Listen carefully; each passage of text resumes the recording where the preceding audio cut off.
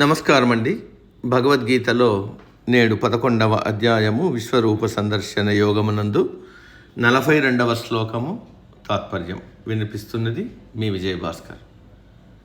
యచ్చాపహాసార్థమసత్కృతోసి విహారశయ్యాసన భోజనేషు ఏకోథవాప్యచ్యుత తత్సమక్షం తత్క్షామయే త్వామహమప్రమేయం. తాత్పర్యం: కృష్ణుడితో చనువుగా తిరిగినప్పుడు అర్జునుడికి తాను చేసిన పనులు, ఆయనతో హాస్యానికన్న మాటలు అన్నీ ఒక్కొక్కటిగా గుర్తుకొస్తున్నాయి. అవన్నీ తలుచుకుంటూ ఉంటే ఇవన్నీ నేనే అన్నానా కృష్ణుడిని, ఆ విశ్వరూపుడిని నేను అలా అన్నానా అని ఆశ్చర్యపోతున్నాడు. అందుకే మనస్ఫూర్తిగా క్షమాపణ వేడుకుంటున్నాడు.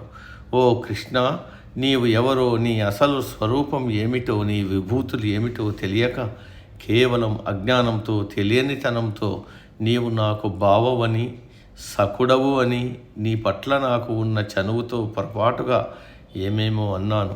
మనమిద్దరం భోజనం చేసేటప్పుడు, విహారం చేసేటప్పుడు, ఇద్దరం పక్కపక్కనే కూర్చుని ముచ్చట్లు చెప్పుకుంటున్నప్పుడు, నీవు నేను ఒంటరిగా ఉన్నప్పుడు, నీవు 10 మందిలో ఉన్నప్పుడు నీ గురించి హేళనగా, పరిహాసంగా, చులకనగా మాట్లాడి ఉంటాను.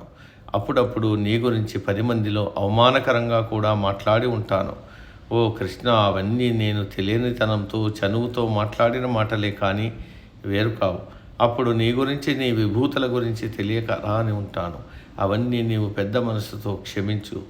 జరిగిన దానికి నేను పాశ్చాత్తాపడుతున్నాను, బాధతో కుమిలిపోతున్నాను, భయంతో వణికిపోతున్నాను అని తన మనసులో బాధను వ్యక్తీకరించాడు అర్జునుడు. ఇంకా ఇలా అంటున్నాడు. నేటికి సమాప్తం. తదుపరి శ్లోకం రేపటి రోజు.